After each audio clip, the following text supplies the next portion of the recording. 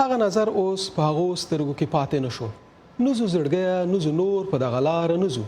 دا باید د نامتو افغان سندرغاړي منگل له مشهورو سندرو څخه ده. د منگل د موسیقۍ او شخصي ژوند کیسه له ډېرو لوړو ژورو نه ډکه ده. دغه سندرغاړی ښکلی غږ لري او څو لسیزې کېږي چې خپلو مینوالو ته سندرې وایي. ښاغلی منگل واشنګټن ته د یو کنسرت لپاره راغلی او دا د اوس د امریکا غږ په مرکزي سټوډیو کې راسره میلمه دی. منگل صاحب سلام، پروګرام ته بخیر راغلی. د واشنګټن کنسرت مو څنګه و؟ مخکې له دې نه زه د اشنا تلویزون محترمو لیدونکو اوریدونکو ته خپل احترامات تقدیموم او که په افغانستان کې دی او که خارج دی بهر دی افغانستان نه دی دوی خوشحال لري او د یو صلح د یو قاطع صلح موږ هم امیدوار یو چې خپل وطن ته لاړ شو او له نږدې نه خپل خلکو ته خدمت وکړو. کنسرت مو ډېر نام خدای ښه کنسرت و. خلک ډېر راغلي وو، مینوال مو ډېر والا نو اوس که زه ووایم چې ډېر راغلي وو نو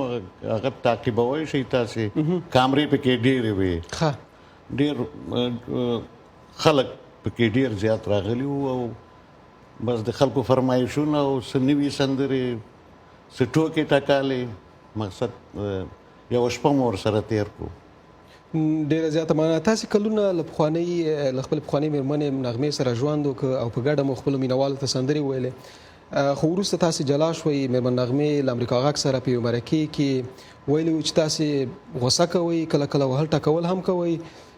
د مېرمن نغمې خبرې به واورو، بېرته به یې تاسې ځواب واخلو. کله ما سره ډېر ام نظره وو چې ژوند مو نه کېږي، ځکه چې یو بل نظرونه د یو بل په نظر نه وو، هغه لږ توندخویه وو، نو کله به وهل ټکول هم پکې راتلی او نور داسې بعضې شیان یې درلودې چې زه نه غواړم دلته یادونه وسي. وایي تاسې توندخویه هستئ، وهل ټکول هم کوئ. خبره داسې درته کومه چې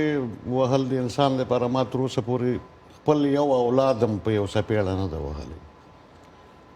او زه د وهلو سړی نه یم په دې چې ما سره منطق او دلیل استدلال شته. خو کله کله داسې پېښ شي چې د دیموکراسۍ نه چې یو حالت بیروکراسۍ ته ووځي، ولو چې په دې امریکا کې هم نه چې هغه د افغانستان رسم او رواج خو څه کوي چې په دې امریکا کې هم بعضې پرابلمونه پیدا کېږي، مګر دا پرابلمونه د دغسې ابدي جلاوالي معنا یې نه درلوده. اوس ډېر پښتنې ښځې په افغانستان کې وهل خوري، خو بیا هم یو اصول یو حرمت یو عزت د کلیو د بانډې خو ساتي. خو چې مسافر شو نو خبره دا ده وایي چې خواري مې ټوله اوبو یې وړه، دوبار به نه کرم د سیند غاړې ګلونه. جنجال دا دی چې په ډېر سختو شرایطو کې موږ شهرت پیدا کړی. زه د نغمې هغه نه یم، هغه د ښځو دپاره د ښځو د نهضت دپاره ډېر خدمت کړی. شاعره ده، هنرمنده ده. په مستو سندرو کې د نغمې زور په افغانستان کې هېڅ زنانه هنرمند نه لري. دا حالت یو موده سره یو ځای و، یو موده داسې شو په دې چې که دا در سره شروع کړم نو اوس خو دا شپږو دقیقې بیخي یو کتاب پې لیکل کېږي، نو هغه هم بیچاره خدمت کوي. اوس هم روان ده او موږ هم مخکې دوګانه خدمت مو کوو، اوس تنهایي خدمت کوو. خو داسې لیدل کېږي چې د هغوی فعالیتونه تر تاسو ډېر زیات دي، تاسو ډېر لږ لیدل کېږئ. په هر صورت د وروستي ځل لپاره هم له نغمې سره کله ولیدل؟ تقریبا دی راځي په امریکا ته، د لور کور کې مې ژوند کوي، نو داسې نورمال هره ورځ یې ګورو سره. هره ورځ؟ هو بلکل. که وغواړئ یو زمزمه وکئ، د سندرو په ژبه څه پیغام ورسوئ نغمې ته، نو څه وایو؟ زه د افغانستان غونډو خلکو ته پیغام رسوم. مهرباني. یوازې مهرباني.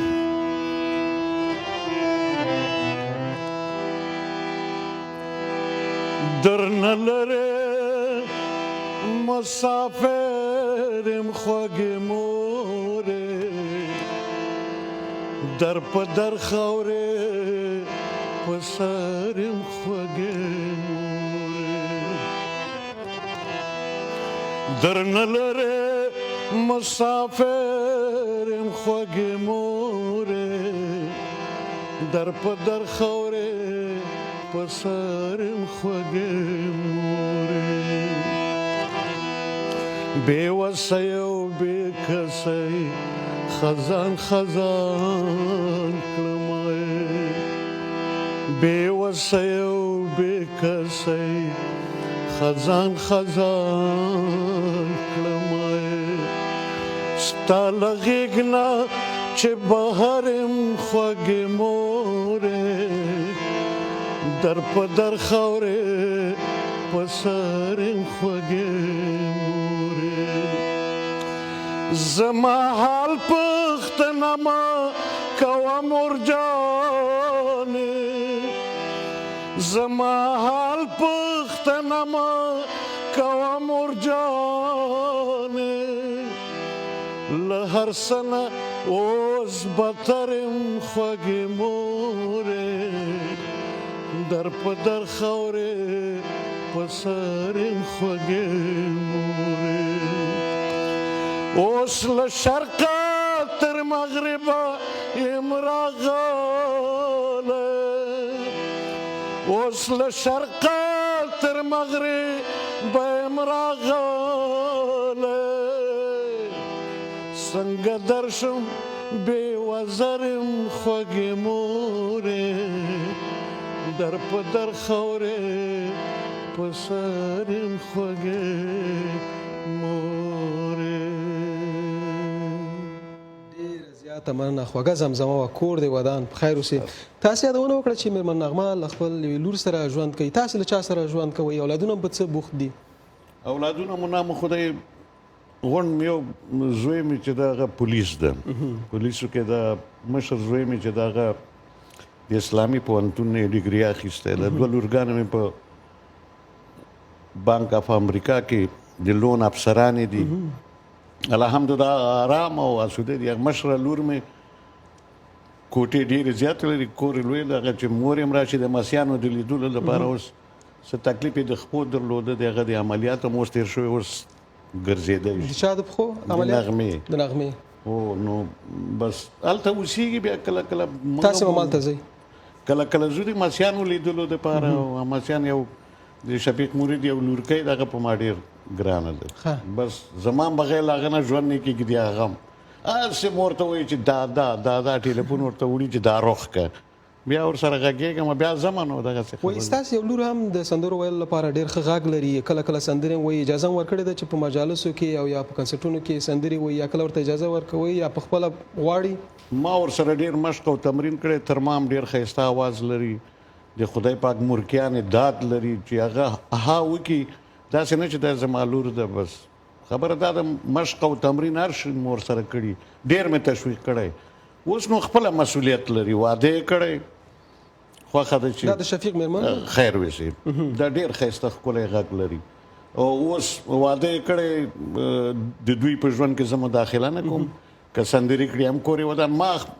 زما له خوا نه ممانعت ورته نشته ډېره زیاته مننه ما مخکې مې اشاره وکړه چې تاسو هنري فعالیتونه لږ څه لږ شوي دي برعکس له خیره سره اوس خو دا اوس بیرته ورته مخ پولیس کړي دي چې بیرته له خیره سره ټینګې کړو او نو له خیره سره پروګرامونه لرئ د ورځو کې میاشتو کې په دې میاشتو کې خو اوس دفتن داسې مې زړه ده چې مخ په دې واشنګټن کډه وکړم واشنګټن ته راځئ انشاءالله دغسې یو دلته د هغه د محترم لودین صاحب چې ډېر یو ښایسته ځوان ده وطن پرست ځوان ده نو د دې سره په تفاهم رسېدلی یم چې یو کار سره جوړ کړو چې یو چېرته مرکزیت کې سټ کابل ته خو د تلو نیت نه لرئ د کوم کنسرټ لپاره نه اوس نشم تللی ډېره زیاته مننه منګل صاحب کور مو ودان په خیر راغلی له وخت نه مو ډېره زیاته مننه ستاسې د کور ودانې د اشنا د تلویزون هم مننه چې موږ ته یې دعوت ورکړ او موږ یې لکه یو پول غوندې تاسې خو د پول حیثیت لرئ د ملت سره یو د زړه خواله مو سره وکړو ستاسې د کور ودانې خیر کور دې ودان خوشحاله اوسئ